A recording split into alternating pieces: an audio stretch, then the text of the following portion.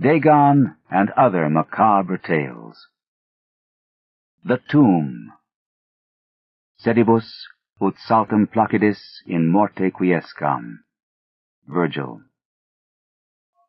In relating the circumstances which have led to my confinement within this refuge for the demented, I am aware that my present position will create a natural doubt of the authenticity of my narrative. It is an unfortunate fact that the bulk of humanity is too limited in its mental vision to weigh with patience and intelligence those isolated phenomena seen and felt only by a psychologically sensitive few which lie outside its common experience. Men of broader intellect know that there is no sharp distinction betwixt the real and the unreal, that all things appear as they do only by virtue of the delicate individual physical and mental media through which we are made conscious of them. But the prosaic materialism of the majority condemns as madness the flashes of super-sight which penetrate the common veil of obvious empiricism. My name is Jervis Dudley, and from earliest childhood I have been a dreamer and a visionary. Wealthy beyond the necessity of a commercial life, and temperamentally unfitted for the formal studies and social recreations of my acquaintances, I have dwelt ever in realms apart from the visible world, spending my youth and adolescence in ancient and little-known books, and in roaming the fields and groves of the region near my ancestral home. I do not think that what I read in these books or saw in these fields and groves was exactly what other boys read and saw there, but of this I must say little, since detailed speech would but confirm those cruel slanders upon my intellect which I sometimes overhear from the whispers of the stealthy attendants around me. It is sufficient for me to relate events without analyzing causes. I have said that I dwelt apart from the visible world, but I have not said that I dwelt alone.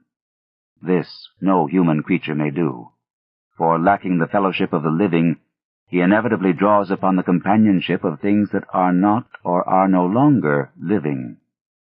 Close by my home there lies a singular wooded hollow, in whose twilight deeps I spent most of my time, reading, thinking, and dreaming. Down its moss-covered slopes my first steps of infancy were taken, and around its grotesquely gnarled oak trees my first fancies of boyhood were woven. Well did I come to know the presiding dryads of those trees, and often have I watched their wild dances in the struggling beams of a waning moon, but of these things I must not now speak. I will tell only of the lone tomb in the darkest of the hillside thickets, the deserted tomb of the Hydes, an old and exalted family whose last direct descendant had been laid within its black recesses many decades before my birth. The vault to which I refer is of ancient granite, weathered and discolored by the mists and dampness of generations. Excavated back into the hillside, the structure is visible only at the entrance. The door, a ponderous and forbidding slab of stone, hangs upon rusted iron hinges, and is fastened ajar in a queerly sinister way by means of heavy iron chains and padlocks, according to a gruesome fashion of half a century ago. The abode of the race whose scions are here inurned had once crowned the declivity which holds the tomb, but had long since fallen victim to the flames which sprang up from a disastrous stroke of lightning. Of the midnight storm which destroyed this gloomy mansion, the older inhabitants of the region sometimes speak in hushed and uneasy voices, alluding to what they call divine wrath, in a manner that in later years vaguely increased the always strong fascination which I felt for the forest-darkened sepulchre. One man only had perished in the fire. When the last of the Hydes was buried in this place of shade and stillness, the sad urnful of ashes had come from a distant land, to which the family had repaired when the mansion burned down. No one remains to lay flowers before the granite portal, and few care to brave the depressing shadows which seem to linger strangely about the water-worn stones. I shall never forget the afternoon when first I stumbled upon the half-hidden house of death. It was in midsummer, when the alchemy of nature transmutes the sylvan landscape to one vivid and almost homogeneous mass of green, when the senses are well-nigh intoxicated with the surging seas of moist verdure and the subtly indefinable odors of the soil and the vegetation. In such surroundings, the mind loses its perspective. Time and space become trivial and unreal, and echoes of a forgotten prehistoric past beat insistently upon the enthralled consciousness. All day I had been wandering through the mystic groves of the hollow, thinking thoughts I need not discuss, and conversing with things I need not name. In years, a child of 10, I had seen and heard many wonders unknown to the throng, and was oddly aged in certain respects. When, upon forcing my way between two savage clumps of briars, I suddenly encountered the entrance of the vault, I had no knowledge of what I had discovered. The dark blocks of granite, the door so curiously ajar, and the funereal carvings above the arch aroused in me no associations of mournful or terrible character. Of graves and tombs I knew and imagined much, but had, on account of my peculiar temperament, been kept from all personal contact with churchyards and cemeteries. The strange stone house on the woodland slope was to me only a source of interest and speculation, and its cold, damp interior, into which I vainly peered through the aperture so tantalizingly left, contained for me no hint of death or decay. But in that instant of curiosity was born the madly unreasoning desire which has brought me to this hell of confinement. Spurred on by a voice which must have come from the hideous soul of the forest, I resolved to enter the beckoning gloom, in spite of the ponderous chains which barred my passage. In the waning light of day, I alternately rattled the rusty impediments with a view to throwing wide the stone door, and essayed to squeeze my slight form through the space already provided, but neither plan met with success.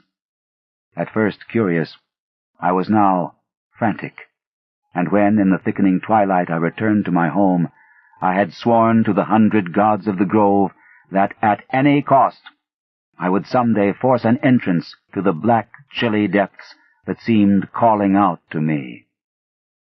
The physician with the iron-gray beard who comes each day to my room once told a visitor that this decision marked the beginning of a pitiful monomania. But I will leave final judgment to my readers when they shall have learnt all. The months following my discovery were spent in futile attempts to force the complicated padlock of the slightly open vault, and in carefully guarded inquiries regarding the nature and history of the structure. With the traditionally receptive ears of the small boy, I learned much, though an habitual secretiveness caused me to tell no one of my information or my resolve. It is perhaps worth mentioning that I was not at all surprised or terrified on learning of the nature of the vault. My rather original ideas regarding life and death had caused me to associate the cold clay with the breathing body in a vague fashion, and I felt that the great and sinister family of the burned-down mansion was in some way represented within the stone space I sought to explore. Mumbled tales of the weird rites and godless revels of bygone years in the ancient hall gave to me a new and potent interest in the tomb, before whose door I would sit for hours at a time each day. Once I thrust a candle within the nearly closed entrance, but could see nothing save a flight of damp stone steps leading downward. The odor of the place repelled, yet bewitched me. I felt I had known it before, in a past remote beyond all recollection, beyond even my tenancy of the body I now possess. The year after I first beheld the tomb, I stumbled upon a worm-eaten translation of Plutarch's Lives in the book-filled attic of my home. Reading the life of Theseus, I was much impressed by that passage telling of the great stone beneath which the boyish hero was to find his tokens of destiny whenever he should become old enough to lift its enormous weight. This legend had the effect of dispelling my keenest impatience to enter the vault, for it made me feel that the time was not yet ripe. Later, I told myself, I should grow to a strength and ingenuity which might enable me to unfasten the heavily chained door with ease.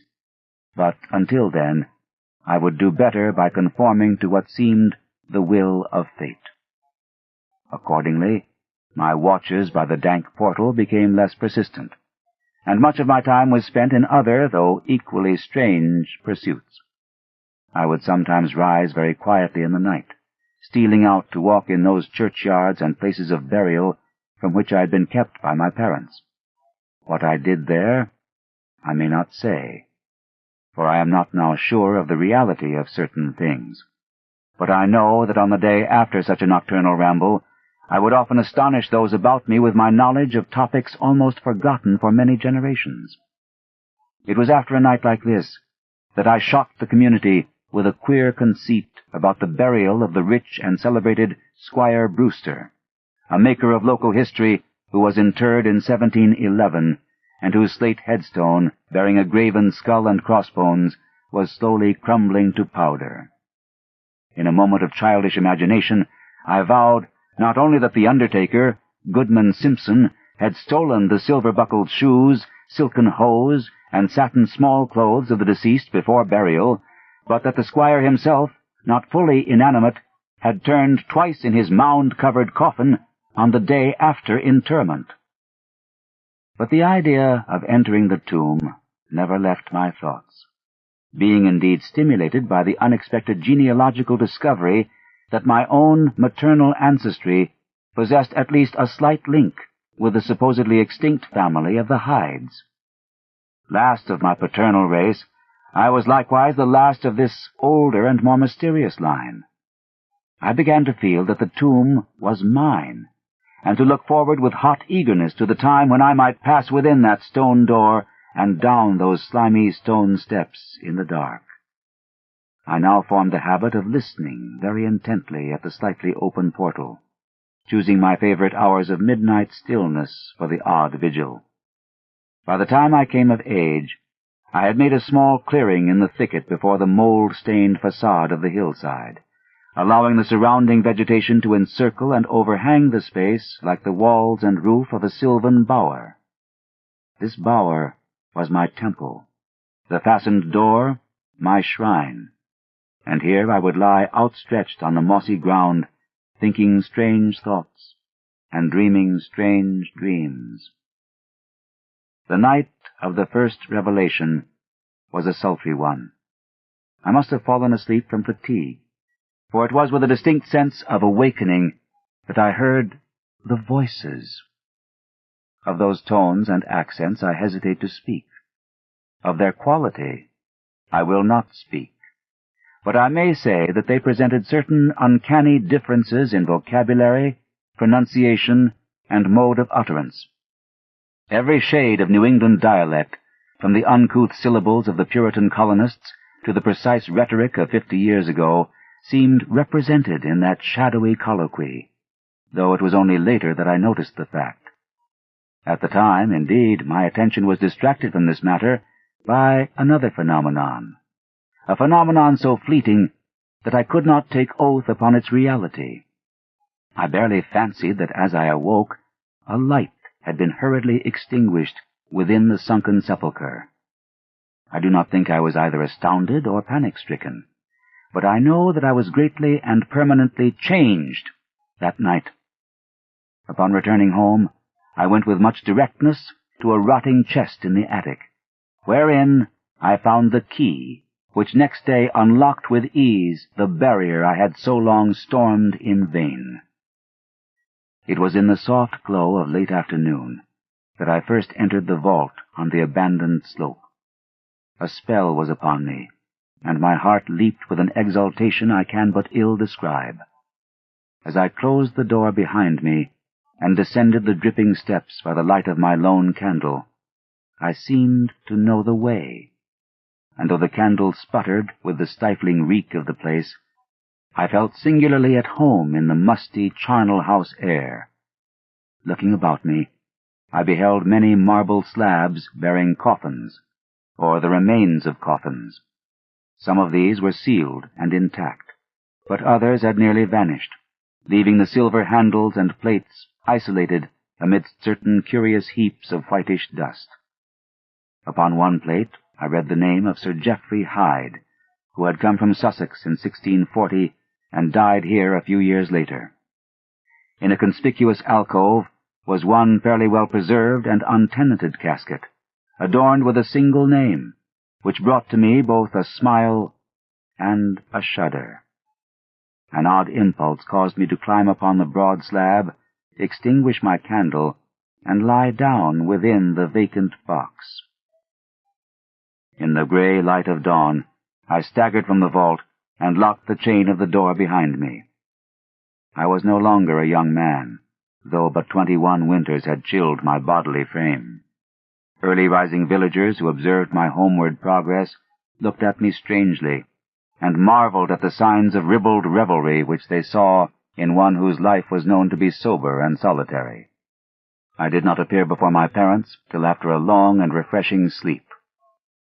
Henceforward, I haunted the tomb each night, seeing, hearing, and doing things I must never reveal. My speech, always susceptible to environmental influences, was the first thing to succumb to the change, and my suddenly acquired archaism of diction was soon remarked upon. Later, a queer boldness and recklessness came into my demeanor, till I unconsciously grew to possess the bearing of a man of the world, despite my lifelong seclusion. My formerly silent tongue waxed voluble with the easy grace of a Chesterfield, or the godless cynicism of a Rochester. I displayed a peculiar erudition utterly unlike the fantastic monkish lore over which I had pored in youth, and covered the fly-leaves of my books with facile impromptu epigrams, which brought up suggestions of Gay, Prior, and the sprightliest of the Augustan wits and rhymesters. One morning at breakfast, I came close to disaster by declaiming in palpably licorice accents an effusion of 18th-century bacchanalian mirth, a bit of Georgian playfulness never recorded in a book, which ran something like this. Come hither, my lads, with your tankards of ale, and drink to the present before it shall fail. Pile each on your platter a mountain of beef, for 'tis eating and drinking that bring us relief. So fill up your glass, for life will soon pass. When you're dead, you'll ne'er drink to your king or your lass. Anacreon had a red nose, so they say. But what's a red nose if you're happy and gay? Gad split me, I'd rather be red whilst I'm here than white as a lily and dead half a year. So Betty, my miss, come give me kiss. In hell there's no innkeeper's daughter like this. Young Harry, propped up just as straight as he's able, will soon lose his wig and slip under the table. But fill up your goblets and pass 'em around, better under the table than under the ground. So revel and chaff as ye thirstily quaff. Under 6 feet of dirt, 'tis less easy to laugh. The fiend strike me blue, I'm scarce able to walk, and damn me if I can stand upright or talk. Here, landlord, bid Betty to summon a chair. I'll try home for a while, for my wife is not there. So lend me a hand, I'm not able to stand, but I'm gay whilst I linger on top of the land. About this time, I conceived my present fear of fire and thunderstorms. Previously indifferent to such things, I had now an unspeakable horror of them, and would retire to the innermost recesses of the house whenever the heavens threatened an electrical display. A favorite haunt of mine during the day was the ruined cellar of the mansion that had burned down, and in fancy I would picture the structure as it had been in its prime. On one occasion, I startled a villager by leading him confidently to a shallow sub-cellar of whose existence I seemed to know, in spite of the fact that it had been unseen and forgotten for many generations. At last came that which I had long feared. My parents, alarmed at the altered manner and appearance of their only son, commenced to exert over my movements a kindly espionage, which threatened to result in disaster. I had told no one of my visits to the tomb, having guarded my secret purpose with religious zeal since childhood. But now I was forced to exercise care in threading the mazes of the wooded hollow, that I might throw off a possible pursuer. My key to the vault I kept suspended from a cord about my neck, its presence known only to me.